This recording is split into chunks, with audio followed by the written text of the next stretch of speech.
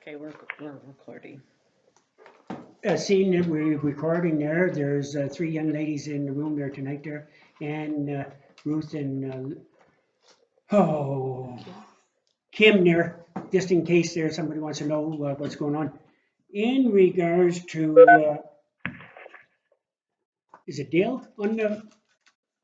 Hello, everybody. Hi, Dale. Hello, Dale. How are you? Yeah. Can you hear me well enough tonight? So. How's that? A bit better? Yeah. Thank Yeah. you. Don't move. Is there? Thank you there for all coming aboard there tonight again. Is there anything that anybody wants to add to the agenda there tonight there? No, I have nothing else. I want to talk at the end of the meeting there in regards to. I had a call from somebody regarding the speed limit, but that's just something we'll discuss later. Yeah, at the end of the meeting there, I want to talk about a full-face meeting in regards to finance there next week or the week after there, and maybe it can be a combination of face-to-face there and a phone in if somebody's not comfortable there. So something to think about there during the meeting there. And then maybe the next regular meeting, it can be face-to-face as well there, and or a combination of both there. So we'll think about that there, and then at the end of the meeting there, we'll ask everybody what to think there. Sounds good. When you say face-to-face, Les, do you mean in council chambers or do you mean a Zoom meeting? No, face-to-face in the council chambers and another table there, so we'll have some distance in between each of us there. And if there's somebody got a health concern there, that we'll do both there, phone in and face-to-face. Because we're talking about finance there, and sometimes you need a face-to-face there when you're talking about money. Okay. But it's only food for thought there, and then we'll, at the end of the meeting, we'll get everybody's opinion, what to think there. Okay. Whereas the quorum of council present at the time of 6 p.m. be it resolved, a special meeting be for business and the minutes of the special meeting of April the 15th, 2020 be approved. Kevin, will you move it there? I'll move it. Pat, will you second it? I second. Has anybody got any concerns there in regards to that? No. All in favor? All in favor? All in favor? Glenda in favor. Susan in Is favor. Is Cheryl with us tonight? Yes, I am. Okay, I'm in favor as well. I didn't hear Cheryl's name. I was waiting for the alphabetical. Yeah, me too.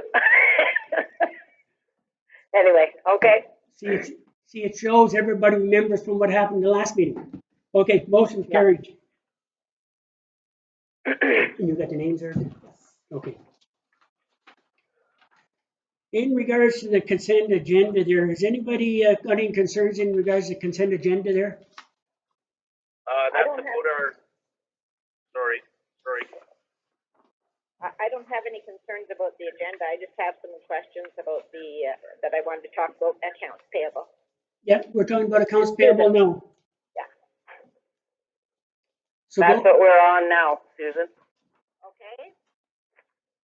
The first one is the food bank donation for $350, I believe it is. I was talking to Donalda Kennard, and she says that the food bank has been very busy, that they're feeding 48 families, and that equals 125 people. And they are trying to give more money because the kids are home and they're eating more, of course. So I was thinking that maybe we could up that 350 during this time. You know what? Just to clarify that donation. No, yeah. Sorry. I was looking at that a while ago and I was thinking the same thing. Yeah. That's a different donation. Let Kim talk. Okay. That donation registry is for private donations that we receive on behalf of the food bank, and then it goes to them from us.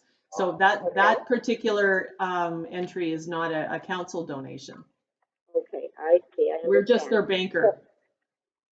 All right, but could we give more on top of that, though? I mean, I know that's not our donation, but, you know, out of that pot of money that we usually give to donations, I'm sure there's not going to be too many gatherings this year where we'd be using that fund.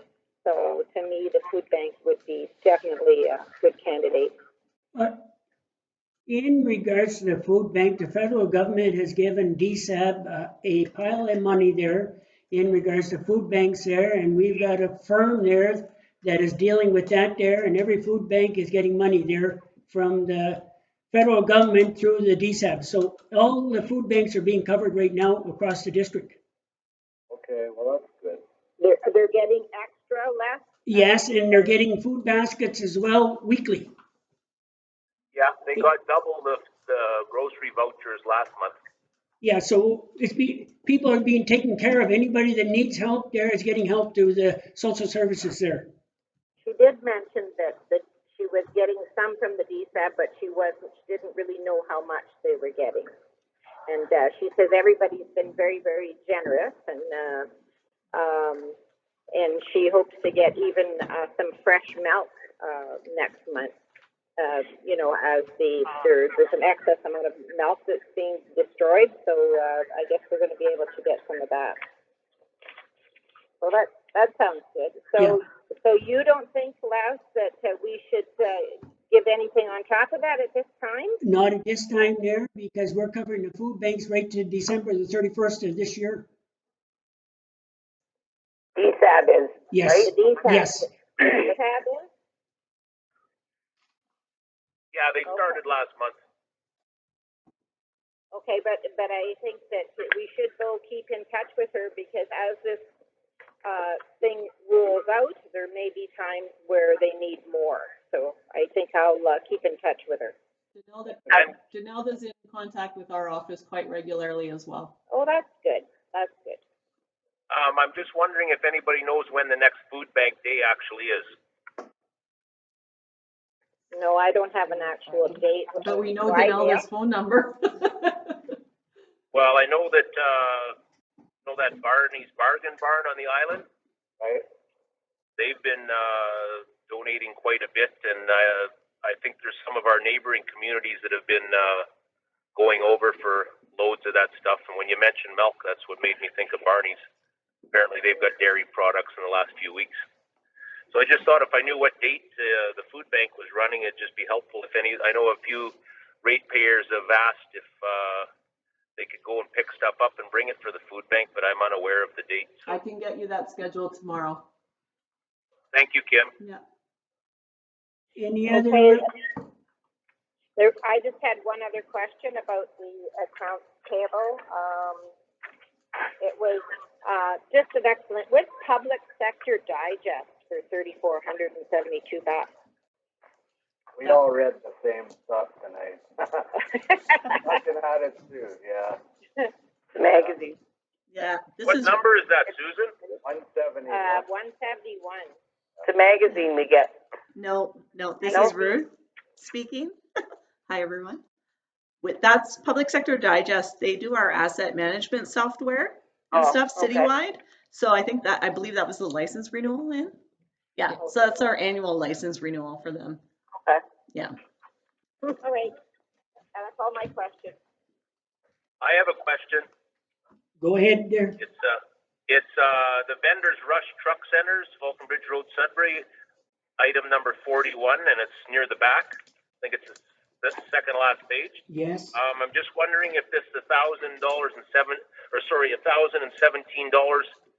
Did that include anything that we talked about last month or 2 weeks ago? Perhaps having them do a compression test and a coolant pressure test and a few of the basics, just to give us an idea on that engine. No, that would just tell us what's wrong with the truck. That's all that was.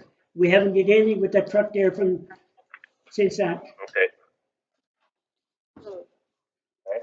Okay. Thank you. Any other questions, anybody? Oh, and for me. No, for Glenda. No for Pat. Okay, be it resolved that items A1 contained in the consent agenda be adopted. Glenda, will you move it there? Yes, I will. Cheryl, will you second it? Yes, I will. Everybody's in favor? Kevin, start. Kevin, favor, yes. Pat in favor? Glenda in favor. Cheryl in favor. Dale for. Susan in favor.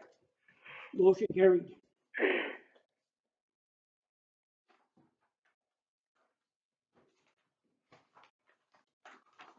In regards to property standards there, I asked there to get this put on there. Did everybody read the memo that Kim sent out there? Yes. Yeah. There's a few individuals in our municipality there that need their yards cleaned up. And the only way we're gonna do it there is if somebody makes a complaint there to the property standards, or the municipality takes the initiative there to start this process. Because it don't matter if you go into Walford, Webwood, Massey there, out in Menard Crescent there, Pleasant Valley there, you'll see yards there that need a total facelift. And when you see more vehicles in their yards there, and in Macquarie Motors yard there, there's something wrong there in this municipality. Yeah, you got a point there. So, anybody got some input they want to add to it? How do we go about starting this? Other than with somebody filing a complaint? Kim, go ahead. I had given council an option as part of the staff report that we can consider this resolution a signed written complaint pursuant to section 6.03 of the property standards bylaw, and that the property standards officer be directed to investigate any matters where it may be apparent there's a contravention of that section of the bylaw.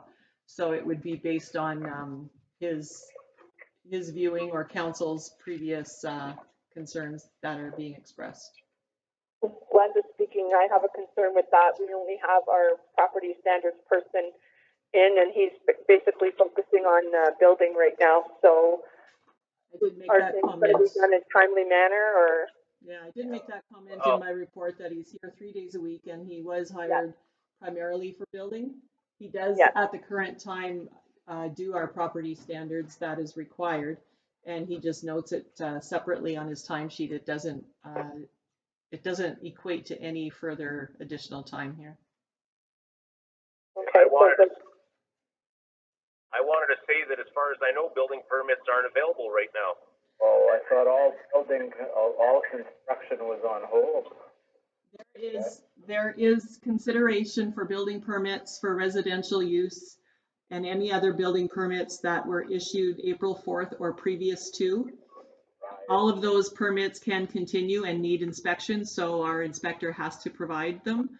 For the time being, while no new permits can be issued, we are still encouraging people to submit their applications and have everything in place, including the fees, so that when this restriction is lifted, we're able to be in the position to just issue permits, and there won't be that backlog at that time. I think it's a good idea. I think that this will help us to get a handle on things. I agree with Les. There's a lot of places that need to be cleaned up, but I also understand that the enforcement officer's priority is for building inspection. So, whatever he can do, that would be great. But you also got to understand, if he's going out to Pleasant Valley there to do an inspection there, he's going to pass a resident that maybe needs a little letter sent to him to clean their yard up, or he's going out to Lee Valley. Yeah.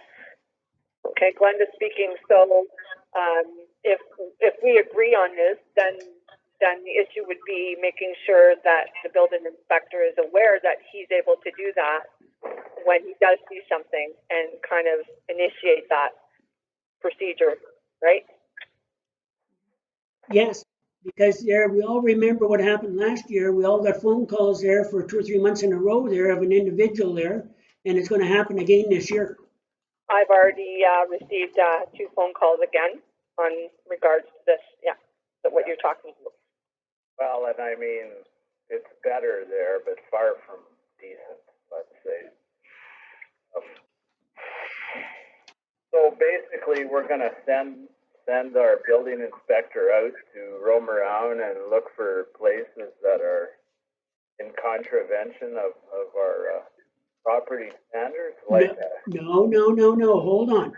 Okay, so how Until- do we initiate it? Do we That's my decide? question. A member of this council will initiate it there, will make a complaint there, and from there it carries on. Okay, is there not a backlog of property standards? Didn't we talk about it last fall that there was a backlog? I couldn't tell you there if there was or not. There's a process. I believe there is. There is a process, and there's a time requirement for every stage of that process. And even if one of the stages is saying that if the property owner agrees that there has to be compliance, it's not an overnight remedy for sure.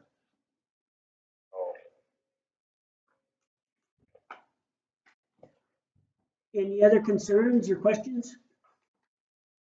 I think this, oh, sorry, go Dale. No, you go ahead, Cheryl, thanks. I just think this begs a little more discussion than a couple minutes on the phone, like how do you initiate this? How do you get this program in place? Because he's got all those other ones to get through first that people have filed for, I don't know how long, but I know people, it's been a couple years since they filed a complaint and nothing was ever done. So I think it's just if he comes upon a case while he's out doing an inspection, or are we going to report it? Like, I think it needs a little more thought on how to go forward with it. Like, to what extent, how much stuff do you have to have in your yard before you get a letter? You know, it's not very, I'd like to clarify the guidelines to it. Yeah, Cheryl, I agree. Yeah. I'll provide counsel with the property standards bylaw for the next meeting. Yeah, I'm just thinking it's, you know, there's some that are on a fine line between a collector and a hoarder. I want to say that. I just think it begs a little bit more discussion than, like, to give them some more guidelines. That's what I was trying to say, Cheryl. That, Yeah. We need some kind of system to initiate this. Right. And even when somebody files a complaint, like, we have to follow up and have a look and decide, because you know, it can't just be one neighbor Right. you know, making life miserable for the other. Right, exactly. Yeah, but that's how it is right now. If a written complaint comes in, then it's dealt with. Yeah. So, what was that, Les? If a written complaint's in the property standards, people deal with it. Yeah. Okay. But I think our bylaw officer will probably, I'll call him that loosely right now, but he'll probably want, like, stricter guidelines to follow. Okay, so Kim will get that, the bylaw out there in regards to property standards there, and then the next meeting there, we'll talk about it there and see what we're gonna do and where we're gonna go with it there, because we gotta do something there ASAP. I agree. Okay. Thank you, Les. Yeah, very good. In regards to clinic staffing there, did everybody get that memo there from Kim? Yes. Yeah. Any questions or comments? I have some comments. It's Glenda. The figures that I've been reading on the memo here in regards to an average clinic salary for an RPN, in a normal clinic setting, say Elliott Lake, Blind River, that kind of thing, they have a totally different job description that what would be held in Massey. They do not have to do a lot of the things that the person that would be taking over the clinic in Massey does. So to have that, the average being $25 an hour, that's at the low end of what I would assume, because like the scope of practice in the Massey clinic is exceptional to any other clinic, and I have done research on this. So the salary that I would be looking at on an hourly rate would be 25 at the low end and 30 at the top end. And that would be somebody with at least 3 to 5 years experience.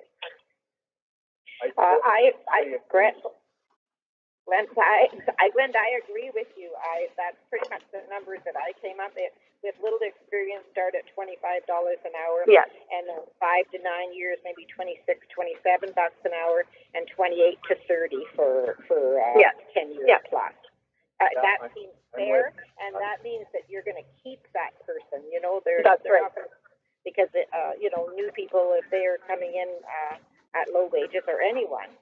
not gonna stay. Well, I will say again that our clinic is different because at this clinic you're mostly autonomous, where at other clinics you're led by a manager or other staff. Where at this clinic you have your doctors, and then you're pretty well autonomous in how you have to look up. Other clinics, the RPNs are not dealing with all the lab work and INRs and injections and stuff like that. So, you know, I just kind of took a look at and actually know people that work at other clinics just to compare what their salary wages were and their scope of practice as well.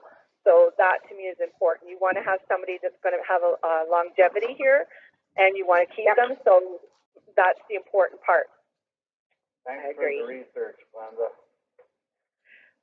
It's Cheryl, just a question. Do we get any money from the provincial government towards the RPN's wages? Not specifically, it's an Or employee is that coming right out of our coffers? Well, we get money from the ministry for both the doctor's program and the nurse practitioner program. And Yeah. there is a place within those funding avenues for wages for other staffing. Yeah, okay. You have to remember that both the RNs and the RPNs pay over $300 a year for their licensing, and most places actually reimburse that licensing. We'll be I don't paying know that. if that happens here. Yes, but, it's in our working conditions policy. Good. Yeah. Yeah. So, and there's also a standards of practice that you have to make sure that you do every year and that you keep up your skills and stuff and that. So it's like I say, Massey Clinic is kind of unique because the nurse there is a lot of times is autonomous and has to do, you know, a lot of critical thinking and stuff and work with the doctors on a closer level. All small clinics are in the same predicament there. Any other questions, anybody? Nope. I make a motion. Okay, be it resolved that the range of pay for the registered practical nurse position shall be established at $25 to $30 per hour, compensate with experience as determined by the interview committee. Glenda, will you move it there? Yes, I will move it. Cheryl, will you second it? Yes, I will. All in favor? Kevin, start. Kevin's in favor. Pat in favor? Glenda in favor. Cheryl's in favor. Dale's in favor. And Susan's in favor. Motion carried.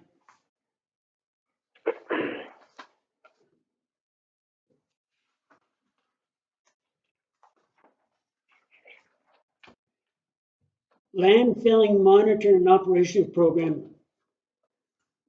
Did everybody get the memo on that there in regards to Pigeon there? Looks like we're getting a good deal. Are we getting good service? We are getting excellent service. Okay, well, let's go with it. If it's not broke, we might as well not try and fix it. Yeah, it looks good to me. Their estimated increase for this next 5-year term is still lower than the runner-up 5 years ago. So That's great. Awesome. As long as we're getting quality. Okay, that's a no-brainer then. they're working Yeah. very well right now with our public works department to try to get our landfill site back up in really good running order, and knowing how we're complying with the design and operations plan that was set out when we had the expansion of the landfill done. Any other questions, anybody? Nope. Be it resolved to request Pigeon Linneman provide a formal costing for a 5-year contract extension for the landfill monitoring and operations program, and that the bylaw be prepared to execute this extension agreement. Dale, will you move it there? Yes, I will. Susan, you second it? I'll second it. Kevin, start there, for or against? I'm in favor. Pat in favor? Glenda in favor. Cheryl's in favor. Dale? Dale? Yes, sorry. Yes, I'm in favor. And Susan in favor. Motion carried.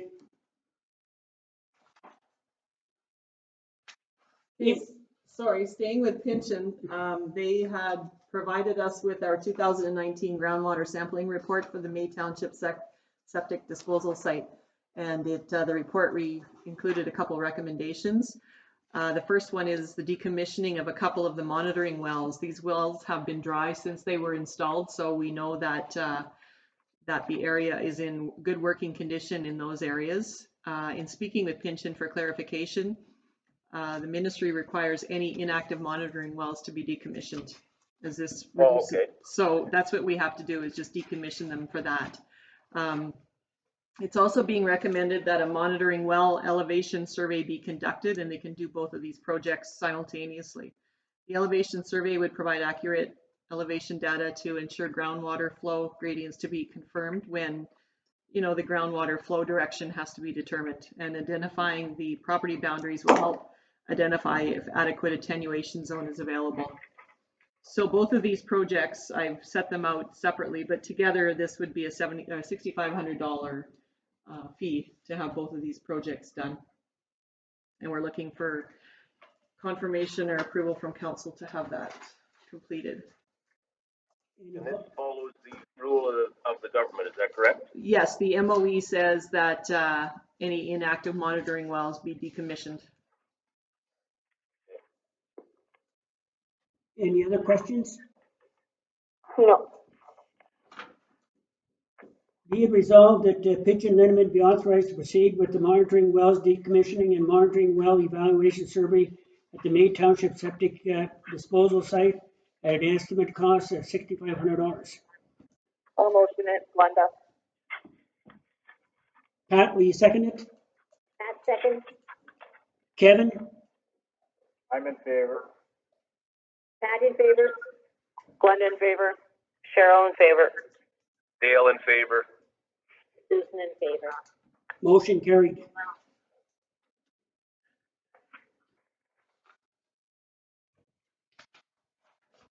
In regards to landfill tipping fees there, it was asked to be put on the agenda there. If anybody goes up there on the weekend, you'll see the amount of traffic is going up that road. On April 25th, there were 75 vehicles. April the 18th, the week before, 52. April 11th, 47. April the 4th, 33.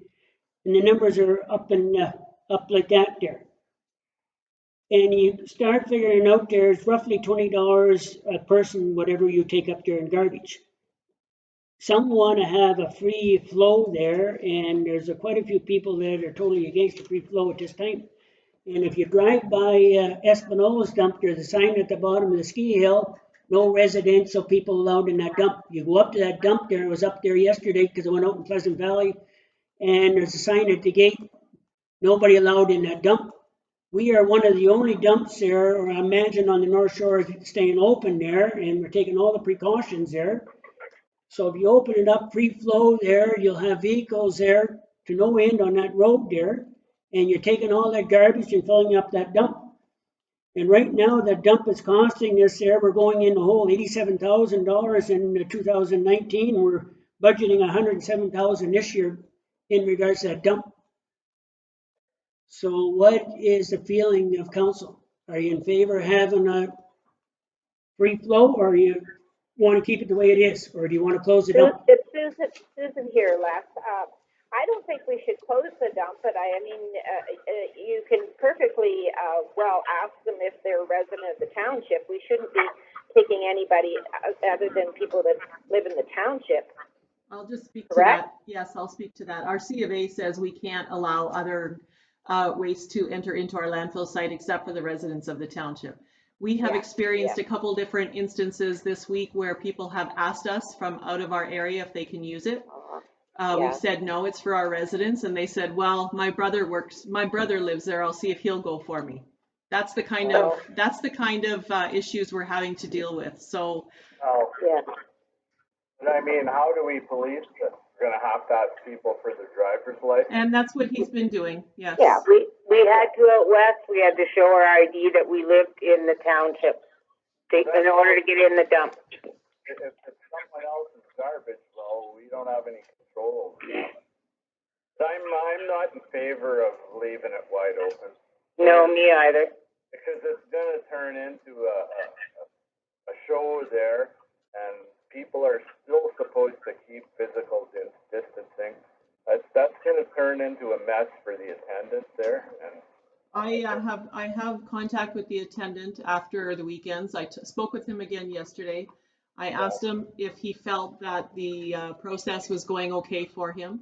He felt comfortable. He told me he had his sanitizers, his wipes. He told me he had hot water and soap.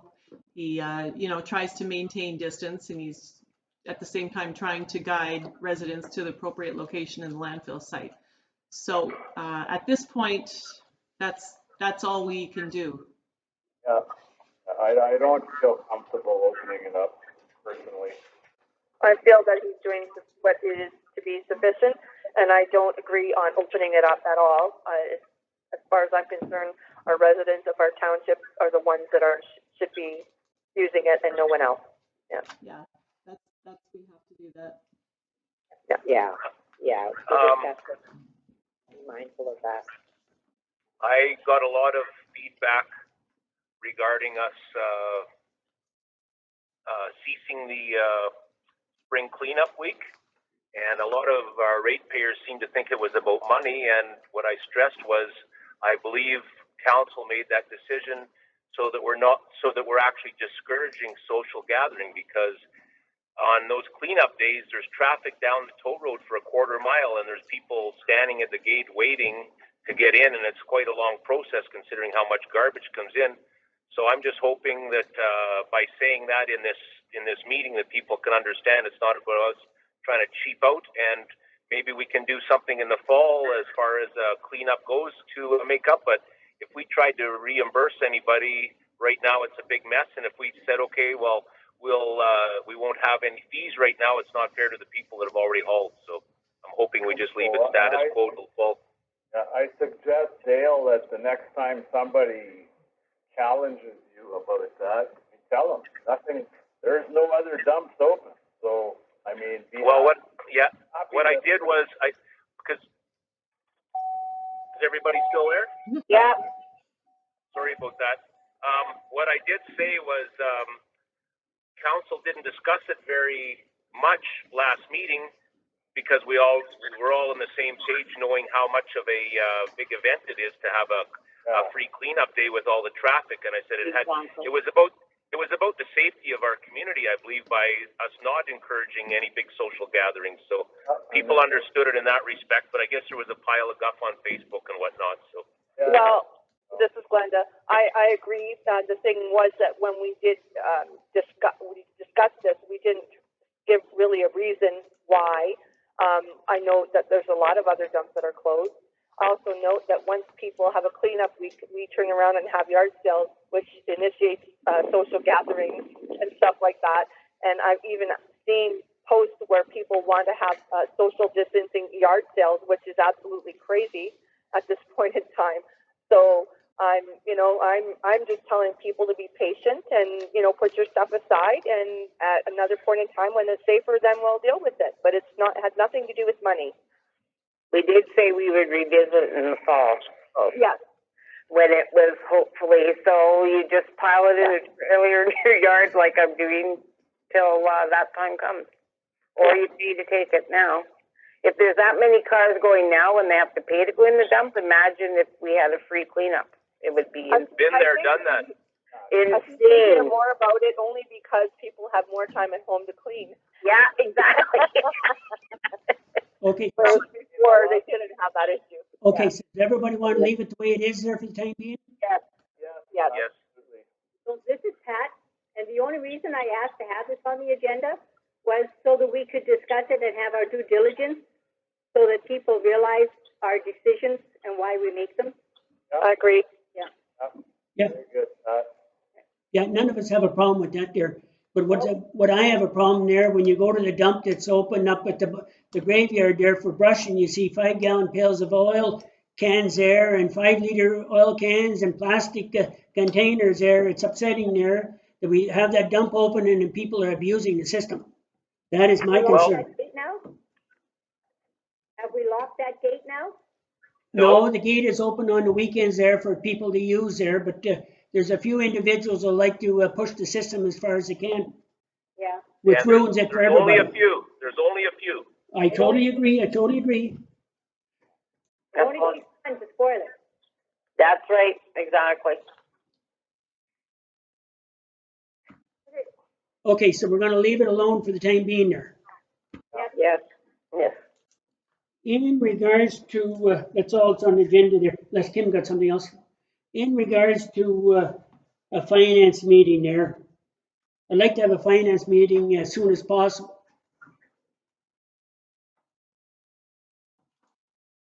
As soon as possible there, in regards to our directors of operation there, of the public works there in Marina, everybody wants to know what they can buy and what they shouldn't buy there.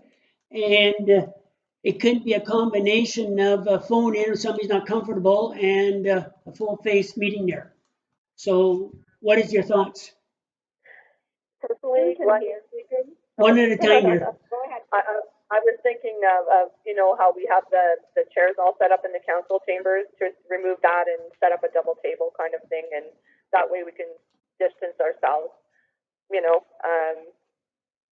I think it would be okay, personally. Yeah, Susan here, I agree with Glenda, I think that would work, we can distance ourselves, that room is big enough. Yeah, we just move the chairs from the audience, Yeah. And we'll still have to record it there for the ratepayers there, but it'll be a face-to-face with council. Yeah, I think that's a good idea to keep it recorded for the ratepayers for sure. Okay. So is everybody comfortable there with the first Wednesday of May? Yes. Seems like lots is evolving right now, right, from the government? Yeah. every day, Mel, every day. Every day. I'm just wondering if we should just make it at the call of the chair, depending on what happens. I'm just wondering I'm fearful that something's going to turn around. Some cases are going to pop up and they're going to halt everything. And then there we are stepping into a chambers, but whatever. Well, we can just cancel if something changes, right? And the first week of May is next Wednesday, is it not? Yes. What time, Les?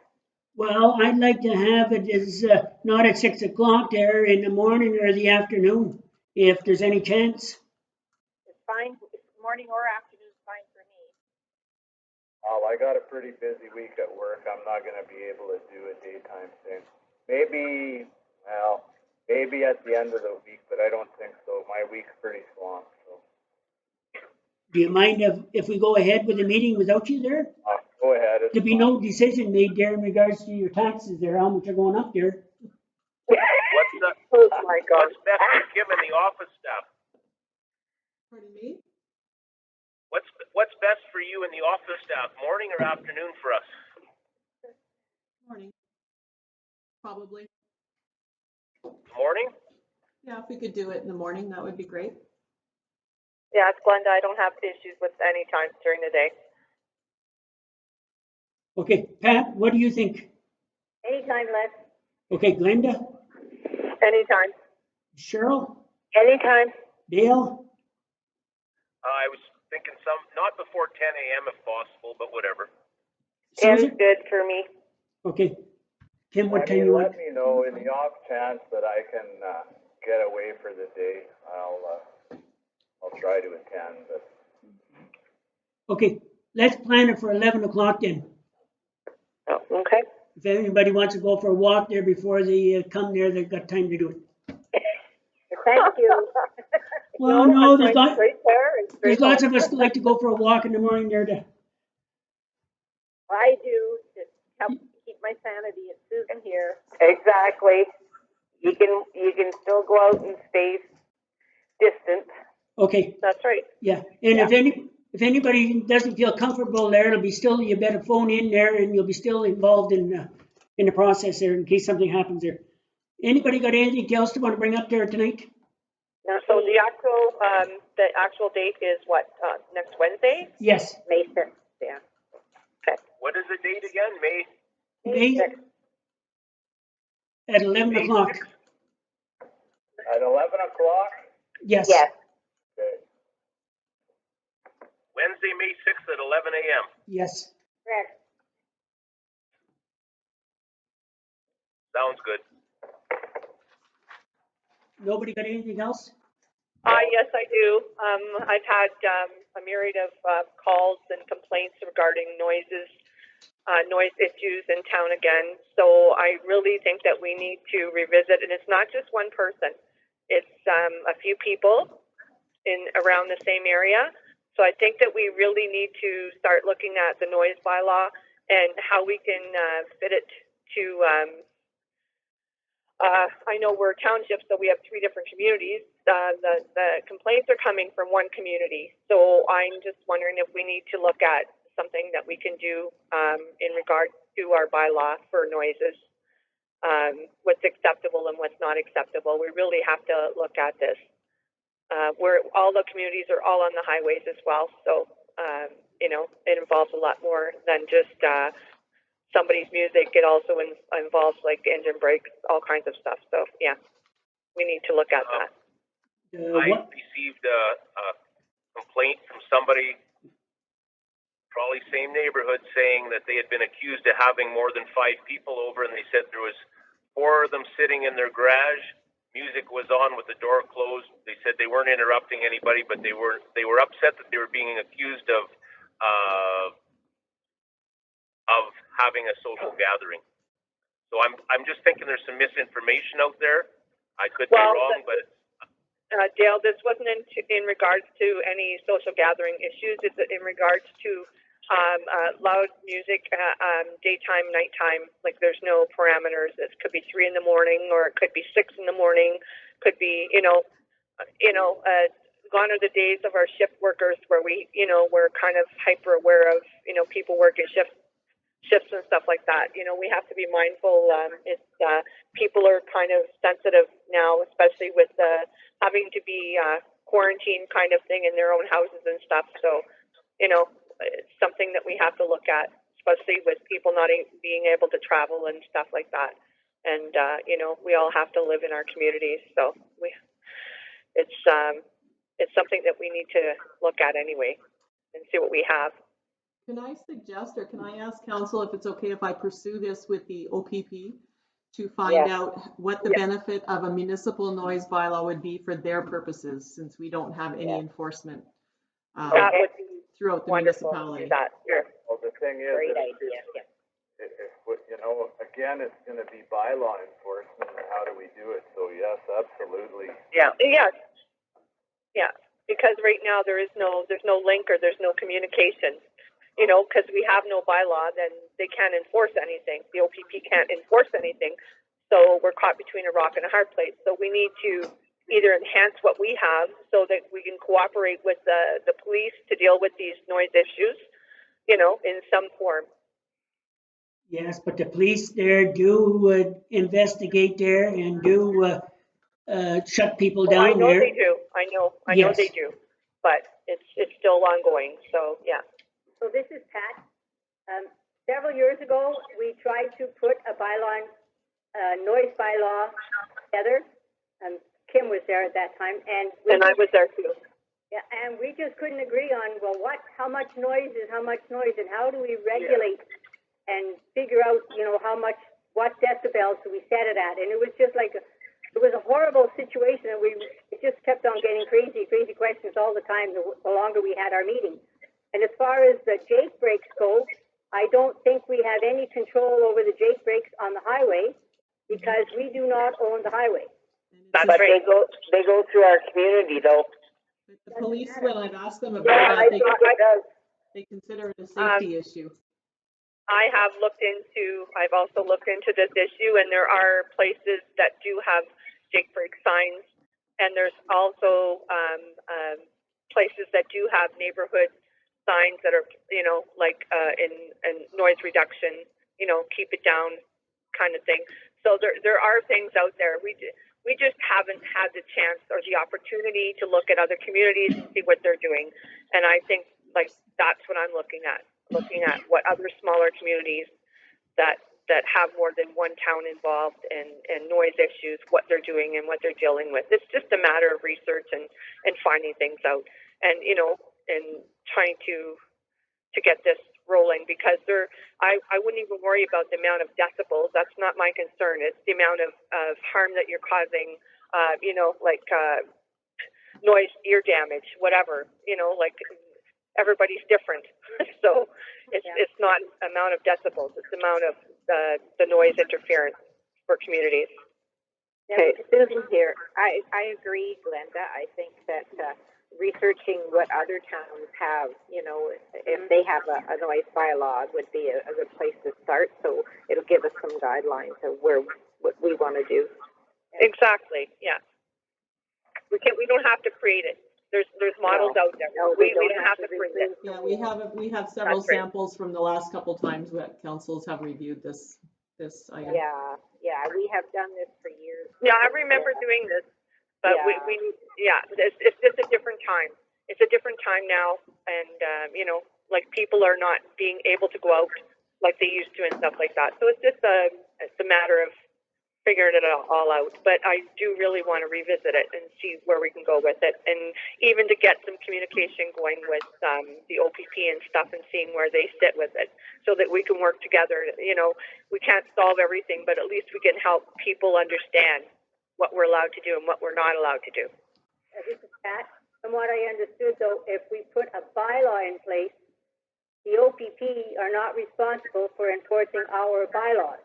Well, that's what I understood as well, Pat. That's what I understood the last time we had the OPP there. I mean, I wasn't there then, but I've looked into that before, and that was So Okay. what I'm saying is that I actually talked to an OPP officer and said without bylaw, they cannot enforce turning the noise down.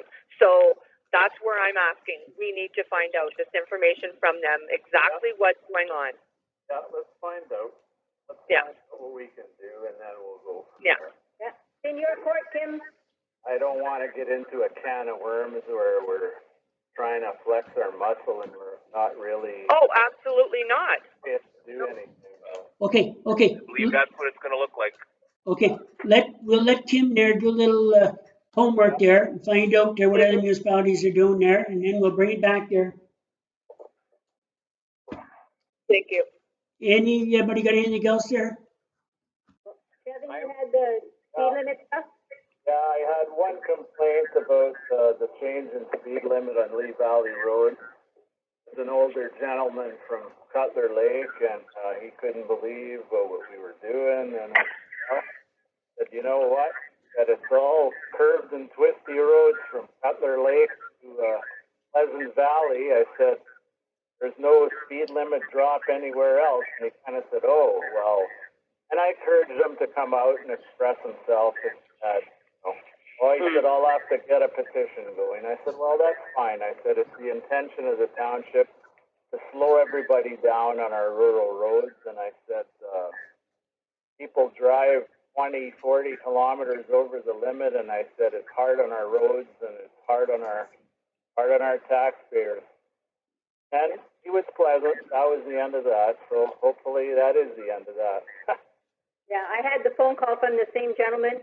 Yeah. And let Kim know I had the phone call, and what I had told her, Ron, we got a dog out. And anyway, we have, excuse me, Ron, the dog is out. So I got a dog wandering around the house. Anyway, I told him that the reason we reduced the speed limits in those areas was because we have trying to reduce accidents in those areas, and that was mostly the reason why. Yes, I told them the same thing. Yeah, okay. But some of us are getting compliments of what we did there, so it's a win-win. Well, yes. And you know what? It's starting to be a pleasure to walk down Lee Valley Road again. Okay, anybody got any other concerns? I do. Dale, go ahead. I'm just wondering about the page on the township site. Have we received any comments at the office about it, or is there anybody with more needs? No, we have not heard anything from anyone. Okay. We just, I had a couple inquiries about people wondering if there's anybody in our communities doing any deliveries for our elderly or our sick, and I said I wasn't aware of anybody doing anything in that regard other than our pharmacy. The grocery stores are doing it too. Your delivery. and I know that that's also a neighborly effort that's happening in different communities. Yeah. Yes, it is. Yes. Okay, I wasn't aware of any grocery stores. Yeah, no, people are taking the lead on their own and helping their neighbors out, which is I'm noticing quite a bit, and really appreciative of, because you know, it is a trying time, and there's a lot of people that can't get out or are immunocompromised, that kind of thing. So people are watching each other. I've had suggestions about the signs going up in the window, but you know what? Some people want them, some people don't. You know what? Just check up on each other. That's my motto. So I just check up on a lot of people and, you know, make sure they're okay and make sure they got food and whatever. And that's all you can do. Okay, any other comments tonight? Okay, be it resolved, this meeting be adjourned till the next regular meeting of the College of Chair. Pat, will you move it there? I move. Susan, you second it? I'll second it. Kevin? I'm in favor. Pat in favor. Glenn in favor. Cheryl in favor. Dale in favor. Susan in favor. Motion carried. So next Wednesday at 11 o'clock there, Finance? All right. Sounds And a good. regular meeting 2 weeks from today? Yes. Okay. Thank you. All Okay, right, thank you. okay, good night. Okay, bye.